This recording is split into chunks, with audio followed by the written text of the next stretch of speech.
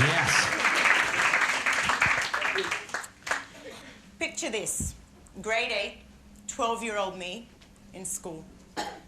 Turned up that morning to school and I went to my English teacher and I said to him, "Sir," let's just call him Mr. X for this TEDx presentation. I said to him, "Sir, I didn't do my homework last night because I didn't understand it. Is it okay if you help me a little bit with my homework before I get to class?" He said to me, "Look, Angie, go to class and I'll help you when I get there."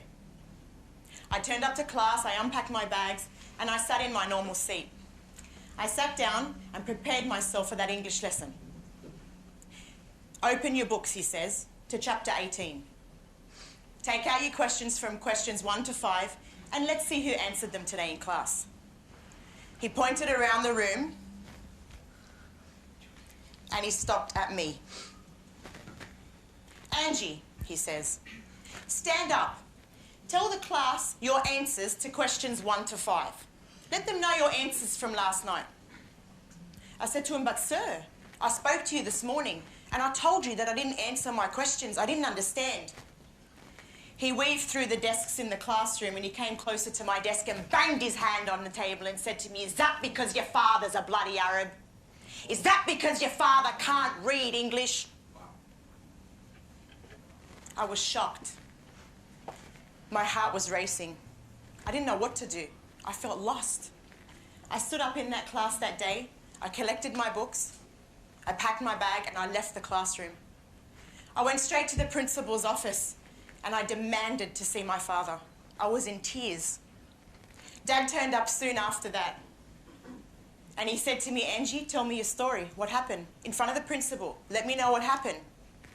And I told him my story. And he said, "Okay, sit outside and wait for me."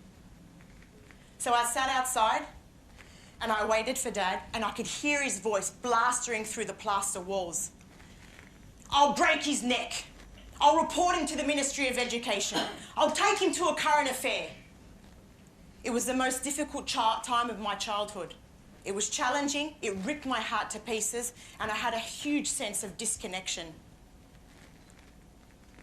Mr. X was asked to leave the school. He never returned. I soon became the school hero.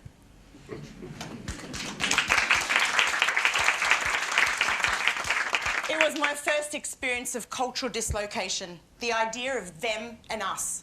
However, it was going to be my fuel to understand my Arab culture and my Arab identity and what it was to be an Arab.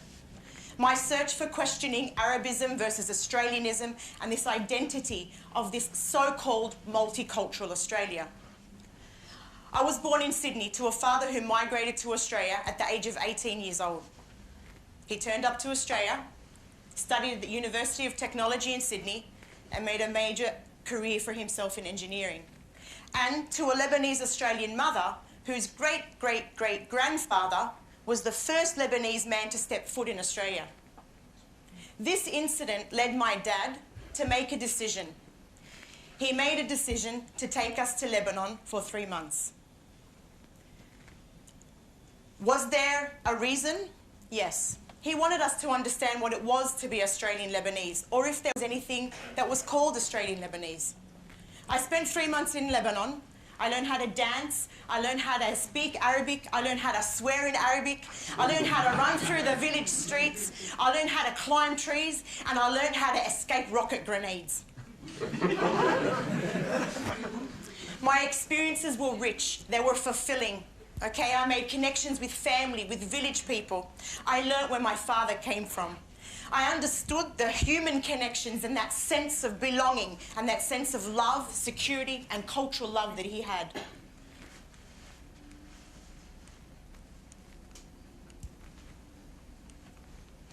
So what do you assume happened then? We lived happily ever after. I understood my Lebanese background, my Australian background. I returned to Australia and everything was okay, and that's it for the TED Talk. No. That's not what happened. I returned back to Australia after leaving Lebanon with such rich experiences. I became the Year 12 school captain of my school. I became the leader of the Student Leadership Council for 4 years, and I changed schools. This school was a more multicultural school. There were Vietnamese people there, Chinese people, Lebanese people, Italian people, Greek people. It was a multicultural school. At lunchtimes, we'd make tabbouleh in the middle of the playground, and my father would pass us greasy hamburgers through the wired gates. It was a multicultural school. My stomach was happy, so I was happy. At the age of 15, I was asked to make a decision with my life, what I wanted to do with the rest of my life. Year 12 graduation, I got into law school. I came home super excited that day. Baba, I'm going to be a lawyer. I'm going to fight for the justice of people. Angie, go upstairs, go to sleep. We'll talk about it tomorrow. The next morning, I came downstairs and I had coffee with my dad. He sat down and looked me in the eyes and he said to me, Angie, is this really who you are? Is this really who you want to be? Do you really want to fight for the justice or injustice for guilty or non-guilty people for the rest of your life? Do you really want to sit in court all day and organise people's files? If this is going to make you happy, he said to me, then I'm okay with that. But I want you to be happy, he said. I want you to be content with your life. You can do whatever you want to do, Angie. You know, if you want to be a garbage collector, Angie, be a garbage collector. I'll be happy with that as long as you're happy. A garbage collector? What was he talking about? He continued. He looked at me in the eyes and he said to me, is law really what you want to do for the rest of your life? Is this going to make you roll out of bed or jump out of bed in the morning? All of these questions. Is this really who you want to be? Profound words of advice. Who I want to be? He made me think. 4 years later, after that conversation, I graduated from university as a visual arts educator. I saturated myself into the two true loves that I had, art and education. My projects as an artist deal with concepts of boundaries, restrictions, confinement, and transparency. Digging deep into my understanding, my identity was in transition. I began to answer my own questions and question my own questions. These dislocated, dysfunctional elements of my self-being began to emerge. Can I have my jacket?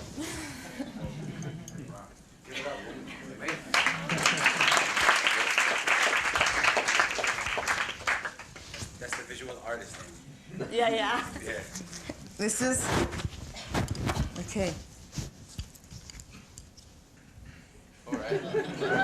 Wow. Yeah.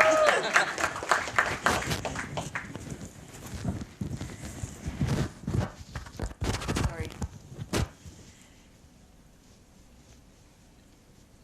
Art is where I can totally be true to me. As an artist, I continued digging deep into the questions of life and existence and what this all meant and the true meaning of life. I began to cultivate my self-identity, which I knew was in transition. I began to collect the dislocated pieces and put them together. I began peeling off the born attachments.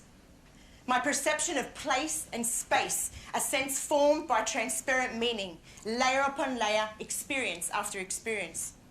The journey was difficult, and for some of you, you might never have attempted this, or even in fear of attempting this because of rejection or being ridiculed. I'll tell you what, from experience, it hurts. It's ambiguous, it's lonely, it's hard, but it's rewarding. I went from the exterior visualization and identification of who I was to the self-actualization through my process of art. If I was to have this conversation with my late grandfather, or if he was sitting in the audience today, he would have lifted his bushy grey eyebrows in total disapproval of what I was saying. His nationalistic connections with his hometown in Lebanon and his home village in Lebanon were embedded into his every heartbeat and his every breath. And for some of you in the audience, perhaps you're thinking the same thing, but hear me out. Culture is what you collect and carry with you from a range of experiences and the journey in life. Cultivated identity is the living and breathing experience. It is nurtured and developed day by day. Transitional cultural identity is identity created with highly transitional world in which we live. I believe culture is where you find yourself, where you connect, and where you find yourself most content in a particular time in your life. You see, deconstructing and reconstructing, this whole concept of ripping and reconstructing is paramount to the idea of self-actualization. Being born into a predetermined culture can be detrimental to creative innovation. Culture is grounded in experience of the moment. You have the choice to either reject it or accept it. Culture is the sensation of the senses, and art is the process of doing this. I believe culture is no longer defined by place, by space, by time, by land, or by religion. Yet, an identity across multiple experiences at different times of your lifetime. I rip and reconstruct almost everything in my life. I rip and reconstruct my identity, my art, the way I cook, the way I design my house. The only thing I haven't ripped and reconstructed is my husband, who sits here in the audience, who's quite perfect for me.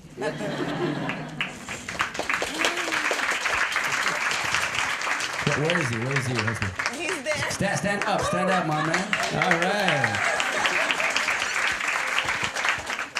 I make and create me, a unique me, every day. I am asking you to strip yourself of who you believe you are and authentically create yourself from the inside out. Not for what other people want you to be, but for who you need to be and who you want to be. I'm asking you to rethink what you think. I'm asking you to reformat the embedded subconscious habits of life that make you a product of a conformed culture. Why be a product of this culture or this world when you can be unique? Who are you without the rules, the obligations, and the categories? I challenge you to consider all of these ideas. How do you identify when stripped of your nationality, your religion, your name, and your job? How do you identify? Traditional cultures are now fragments infiltrated by exterior extreme factors. We are humans in transition. Nowadays, a simplistic, superficial perception of self-awareness is an image on Instagram or a tantalizing taste of a few seconds through Snapchat. Look at me, look at my life, it's perfect. No more is the moment precious where experience is a sensual pleasure. Instead, our lives are based through lenses. Increased social pressure to be what everyone else wants you to be, except for you. This leads me to the question and the deep notion of what it all means. How do we identify as humans if we don't even know ourselves, yet seem to know everything about everyone else? It's a question I ask you all. Every day we learn more and more about knowledge, about other people's lives. But if I was to ask you to write an essay about yourself, how hard would that be?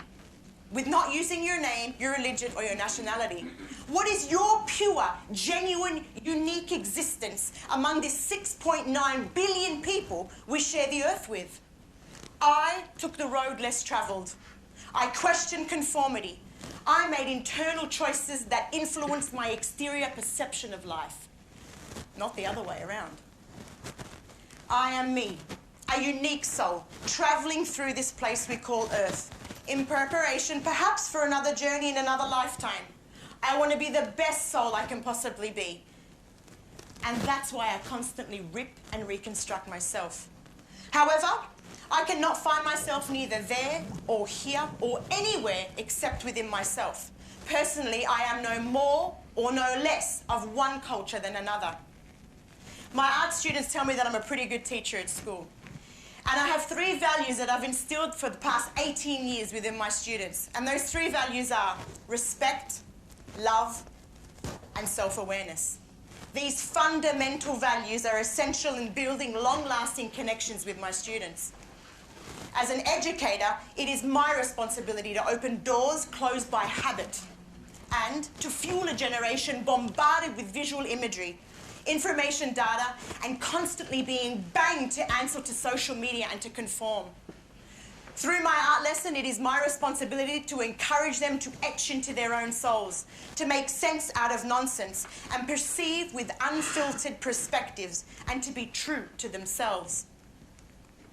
In the 55 minutes of my art class, it's the most challenging and powerful class where we have a rigorous lesson. We question the unquestionable and answer with deep, critical, analytical thought. Art is the tool used for tactile self-excavation. Art education, creation, and innovation is the intellectual process of self-identification. Art education allows students to be released from confined boundaries and step outside of their comfort zones. There's no wrong or right answer. There's no formulas. Only an experience to express and explore uniquely through artistic processes and unraveling the meaning through art creation. Curiosity is generated and expressed through concepts into visual bodies of works. My students create their own unique identity. Art class is the only class where anyone really cares of what you think. 2 weeks ago, my colleague and I, Mr. Bryn Bernard, had the opportunity of meeting the world-renowned Kuwaiti artist, Mr. Sami Mohammed. We sat down with Sami Mohammed and spoke to him about his process of art and his bodies of works that he's created. And I said to him at the end of our conversation, I said, Sami Mohammed, what advice would you like me to take back to my students? He said to me, Angie, tell them to be true to themselves. Wow. My students in my art class are true to themselves. They are not cookies on a conveyor belt. They are non-conformists. They are molded into the unexpected. They dive into unknown waters and take risks to discover themselves. It is the only class where students' ideas and concepts can be projected into visual expressions of their bursting minds. They exit my art class not recognizing themselves as they entered. So, why isn't this practiced in family, in classes, in businesses, and all institutions? Self-actualization leading to increased productivity, leading to increased creativity. Making wholesome, unique contributions to the world. There are many initiatives on the importance of stimulating the creative mind. One of the latest articles that I've read by Mr. Michael Keynes focuses on being implemented this creative idea in the Asian industry and Asian business districts. And it's called the special creative zones. And what that means is that they have these sections in businesses and firms and educational institutions where there's this fusion of an urban landscape, creativity, consumption, the idea and the sense of culture, and the best part about it is the coffee. It sounds like utopia. I know that Apple is often used as an example over and over again. However, their success is due to the emotional connections that they create. They grab your senses, they open your heart, you become addicted to the idea, you then purchase their idea and their products, and they work from the inside out.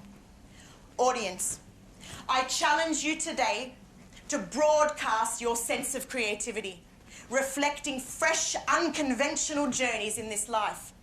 Instead of rolling out of bed every morning, jump out of bed every morning, excited to create a new you.